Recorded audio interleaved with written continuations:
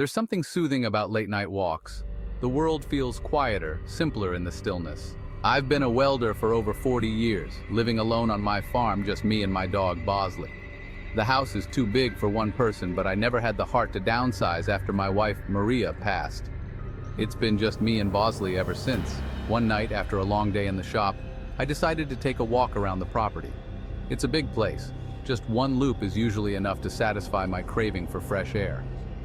The cool night breeze brushed against my face and Bosley trotted alongside me. We've walked that loop hundreds of times, but that night something was different. As I neared the house, something caught my eye.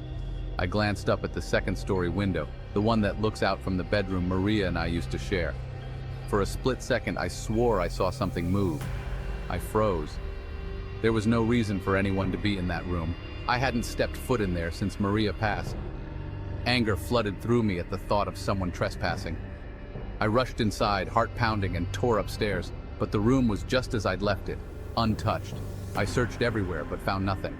Still, the unease lingered, like a shadow I couldn't shake. The next night, Bosley's growling woke me up. He's a quiet dog, only barking when there's something worth barking at. As I lay there, I heard creaking coming from upstairs. My heart raced. Those footsteps were coming from Maria's room, directly above mine. I grabbed my flashlight and headed up, but again, nothing. The room was the same, frozen in time, but my mind was racing. Things only got worse from there. The next night I came downstairs to find the kitchen lights on. I know I turned them off before bed. That's when I knew someone or something was in my house. I called the police and they searched the place but found nothing. They were polite but didn't believe me. A few nights later I found Maria's clothes scattered all over the bedroom floor, clothes I had packed away after she died.